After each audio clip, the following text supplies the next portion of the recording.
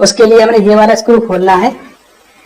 इसकी निडल ऊपर नीचे हो रही है, इसका गज बिल्कुल फ्री हो चुका है, ये देखें। उसके बाद हमने घुमाना है, ये देखिए शटल बिल्कुल फ्री हो चुका है, ये देखें। तो अगर आप यहाँ पर ध्यान से देखेंगे तो ये मशीन बिल्कुल भी टाका नहीं पकड़ रही है। तो दोस्तों होता क्या है, कभी कभी हमारी मशीन बिल्कुल भी टाका नहीं पकड़ती है, यानी कि टाका छोड़कर चलती है।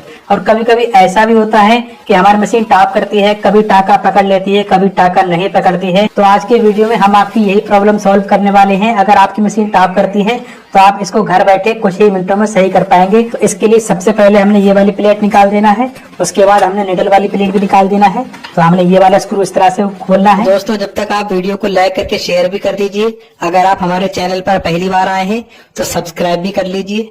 फिर हमने प्रेशर फुट भी खोल देना है,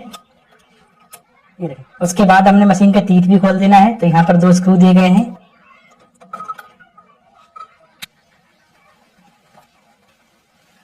तो दोस्तों ये रहा इसका शटल। तो अब हम आपको बताएंगे शटल की टाइमिंग कैसे मिलाई जाती है, क्योंकि शटल की टाइमिंग आउट होने से ही आपकी मशीन टॉप करती है और आपकी मशीन सही नहीं चलती है। तो शटल की टाइमिंग मिलाने से पहले आपने गज को देखना होगा। ये जो रॉड होती है ना, तो मशीन चलते चलते कई बार ये रॉड ऊपर हो जाती है और रॉड ऊपर उठने की वजह से भी आपकी मशीन टॉप करने लगती है। सबसे पहले हमने रॉड की सेटिंग करना है और चेक करना है कि इसकी रॉड ज्यादा ऊपर तो नहीं है। तो उसके लिए हमने ये वाली प्लेट खोलना होगी।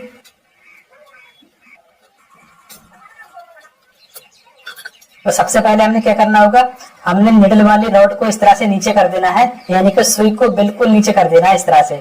तो अब हमने ये देखना है कि निडल ज्यादा ऊपर तो नहीं है। अगर मैं यहाँ पर पेचकस लगाता हूँ तो निडल की नोक इस पेचकस में बिल्कुल भी नहीं टकरा रही है। और होना ये चाहिए, निडल करीब 1.5 सूत नीचे को होना चाहिए यहाँ पर, ठीक है। पर यहाँ पर निडल ऊपर है। अब देखिए हमने सुई को नीचे कैसे लाना है। उसके लिए हमने ये वाला स्क्रू खोलना है। ये स्क्रू को हमने बिल्कुल अलग नहीं करना, थोड़ा लूज कर देना, ठीक है। तो अब आप देख सकते हैं इस तरह से इसकी नीडल ऊपर नीचे हो रही है, इसका गज बिल्कुल फ्री हो चुका है, ये देखें। सबसे पहले हम क्या करेंगे, जो ये वाला पार्ट है ना, देखिए इस तरह से ऊपर नीचे हो रहा है, मैं आपको दिखाना चाहूंगा, ये देखें। तो हमने सबसे पहले इस पार्ट को बिल्कुल नीचे लेकर आना है इस तरह से। देख सकते हैं ये पार्ट बिल्कुल नीचे आ चुका है ना। अब देखिए हमने क्या करना होगा, निडल को इस तरह से नीचे लेकर आएंगे और इस तरह से उंगली लगाएंगे। तो देखिए उंगली पर हमारी निडल टच हो रही है, ये देखें। इस निडल को नीचे करने के बाद हमने ये वाला स्क्रू दोबारा से टाइट कर देना है। तो आप देख सकते हैं इसकी रॉड इस तरह से जाम हो चुकी है, क्योंकि हमने यहाँ से पेच कस दिया है। तो अब ये ऊपर नीचे नहीं होने वाली है। तो अब जब हम व्हील घुमाएंगे तो इस तरह से इसकी निडल ऊपर नीचे होगी। अब देखिए मैं आपको दिखाना चाहूंगा हमने निडल को कितना नीचे रखा है। तो अब यहाँ पर आप देख सकते हैं, कुछ देर पहले जो मैं यहाँ पर पेचकस लगा रहा था तो यहाँ पर पेचकस में निडल नहीं टकरा रही थी। पर अब आप देख सकते हैं जहां से निडल का होल शुरू होता है, ये देखें। तो यहाँ तक हमने निडल को नीचे रखा है, यानी कि निडल की नोक यहाँ से करीब 1.5 सूत नीचे होना चाहिए। उसके बाद अब हमने शटल की सेटिंग करना है, वो हमें किस तरह से करना है। तो अब अगर आप यहाँ पर ध्यान से देखेंगे तो देखिए यहाँ पर शटल के पास 3 स्क्रू दिए गए हैं, ये देखें। तो सबसे पहले हमने तीनों स्क्रू को लूज करना है।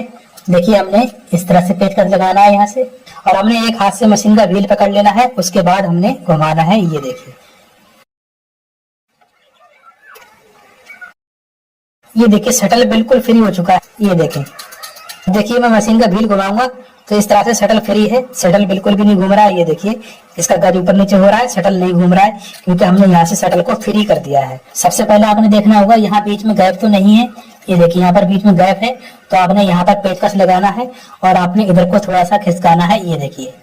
इस तरह से करने के बाद अब ये गैप यहाँ पर खत्म हो चुका है। उसके बाद अब हमने क्या करना है, मशीन का व्हील घुमाना है और निडल को नीचे लेकर आना है इस तरह से, ये देखिए। तो यहाँ पर आपने समझना होगा शटल की जो ये जो नोक दी गई है, जिसको हम शटल का हुक बोलते हैं, तो हमने इस निडल के बराबर तक लाना है। तो देखिए मैं इस निडल के आगे इस पेचकस को इस तरह से लगा लेता हूँ, ये देखें। ये देखिए अब यहाँ पर आकर शटल की नोक रुक गई है। इससे आगे शटल की नोक बिल्कुल नहीं जाना चाहिए, यहीं पर हमने शटल बांधना है, ठीक है। उसके बाद आपने यहाँ ये भी चेक कर लेना है।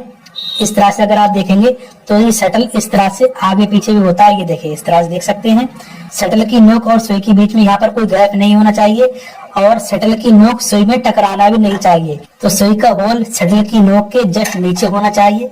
देखिए हम इस तरह से नीचे लेकर आएंगे, ये देखिए। अब यहाँ से निडल का होल शटल की नोक के जस्ट नीचे है और शटल की नोक यहाँ से आगे नहीं जा रही है। उसके बाद आपने क्या करना है, एक स्क्रू को टाइट कर देना है, जैसे कि मैं टाइट करके दिखा रहा हूँ आपको, ये देखें। अब यहाँ पर शटल की टाइमिंग बिल्कुल सही मिल चुकी है, ये देखें। जो बाकी वाले 2 पेच हैं हमने इनको भी टाइट कर देना है। उसके बाद हमने दोबारा से सारे पार्ट लगा देने हैं। उसके बाद हम आपको मशीन चलाकर दिखाते हैं। तो कुछ देर पहले मशीन बिल्कुल भी टाका नहीं पकड़ रही थी और अब आप इसकी सिलाई फिनिशिंग चेक करें, कोई भी टाक नहीं है।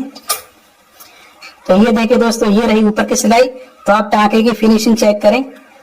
उसके बाद अब आप उल्टी साइड से देख सकते हैं। तो देख सकते हैं उल्टी साइड से भी बहुत ज्यादा फिनिशिंग है। तो उल्टी साइड की सिलाई और सीधी साइड की सिलाई में कोई फर्क नहीं है, बिल्कुल एक जैसी फिनिशिंग के साथ में टाका दिख रहा है।